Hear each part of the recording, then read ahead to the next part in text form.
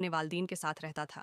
احمد ایک ایماندار اور محنتی لڑکا تھا، لیکن غربت کی وجہ سے اس کے خاندان کو اکثر مشکلات کا سامنا کرنا پڑتا تھا۔ اس کے والد لکڑہارے کا کام کرتے تھے اور والدہ گاؤں والوں کے گھروں میں کام کر کے گزر بسر کرتی تھیں۔ مشکلات کے باوجود احمد کبھی شکایت نہ کرتا اور ہمیشہ اپنے خاندان کی مدد کرنے کی کوشش کرتا۔ ایک دن احمد جنگل میں لکڑیاں جمع کرنے گیا۔ وہاں اسے ایک درخت کے نیچے ایک چمکتا ہوا چھوٹا سا تھیلا ملا۔ تجسس کے مارے اس نے تھیلا کھولا تو وہ سونے کے سکوں سے بھرا ہوا تھا۔ احمد کی آنکھیں حیرت سے کھل گئیں۔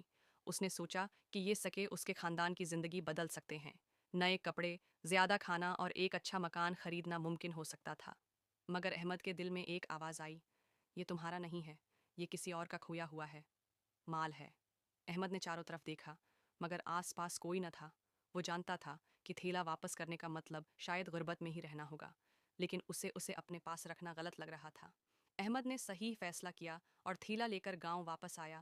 اس نے اعلان کیا کہ اس نے سونے کے سکوں کا ایک تھیلا پایا ہے اور درخواست کی کہ جس کا ہو وہ آ کر اس کی تفصیل بتائے۔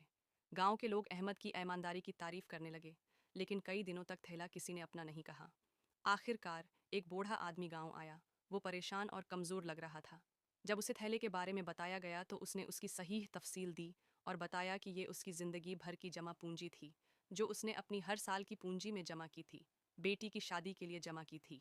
احمد نے بغیر کسی ہچکچاہٹ کے تھیلا واپس کر دیا۔ بوڑھے آدمی کی آنکھوں میں آنسو آ گئے اور اس نے احمد اور اس کے خاندان کو ڈھیروں دعائیں دیں۔ بوڑھے آدمی نے یہ واقعہ آس پاس کے گاؤں میں بھی سنایا۔ احمد کی ایمانداری اور نیکی کی خبر دور دور تک پھیل گئی۔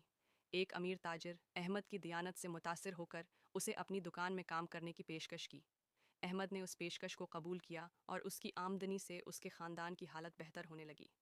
کہانی کا اخلاق، ایمانداری اور دیانت داری ہمیشہ فائدہ مند ثابت ہوتی ہے، چاہے حالات کتنے ہی مشکل کیوں نہ ہوں۔